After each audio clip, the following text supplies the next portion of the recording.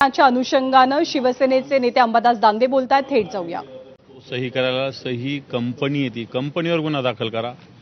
99% share Parth पवाराचे, 1% share कोण पाटीलाचा आहे. 1% share करणाऱ्या ज्याचा आहे त्याच्यावर गुन्हा दाखल होतो आणि ज्याचा 99% त्या कंपनीत शेअर आहे त्याच्यावर गुन्हा दाखल होत नाही. मग या कंपनीवर गुन्हा दाखल व्हावा. मग या कंपनीकडे 300 कोटी रुपये कुठून आले याची चौकशी झाली पाहिजे. जी सरकारी जमीन आहे, ही सरकारी जमीन कशी विकली गेली. इथं तुम्ही 1 गुंठा जमीन, आता मध्ये तो कोणता कायदा लागू केला होता, कोणता कायदा होता तो, आमदार साहेब आहेत तिथं, की तो कोणता कायदा होता की गुंठाभर जमीन सुद्धा विकता येत नव्हती. यांनी सरकारी जमीनच विकली 40 एकर, ती पुण्यातली कोरेगाव पार्कमधली. आणि मग हे कसं होऊ शकतं. म्हणजे हे सरकार, मोदींचं सरकार म्हणत होतं ना खाऊंगा ना खाणे दूंगा. इथं काय प्रकार. समजा हे उघड नसतं झालं तर पचवली असती काय. पार्थ पवार मालक झाला, त्या पाटलाला दिली असती 1% वाल्याला त्यांनी जमीन.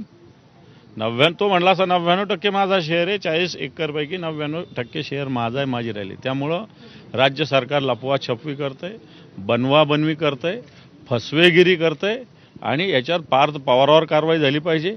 अजितदादांनी याच्यात राजीनामा दिला पाहिजे.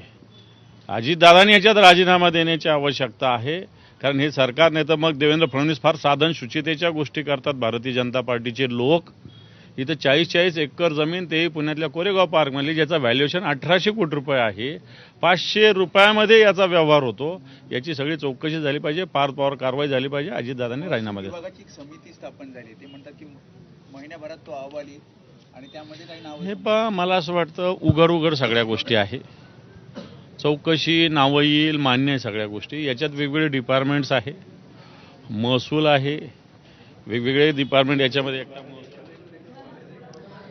त्यामुळे 2 महत्त्वाचे मुद्दे अंबादास दानवेंनी उपस्थित केलेले आहेत. एक तर अजित पवारांनी या प्रकरणामध्ये राजीनामा द्यायला हवा आणि दुसरं म्हणजे पार्थ पवार 99%चे भागीदार आहेत, त्याच्यामुळे त्यांच्यावरती सुद्धा गुन्हा दाखल केला जावा.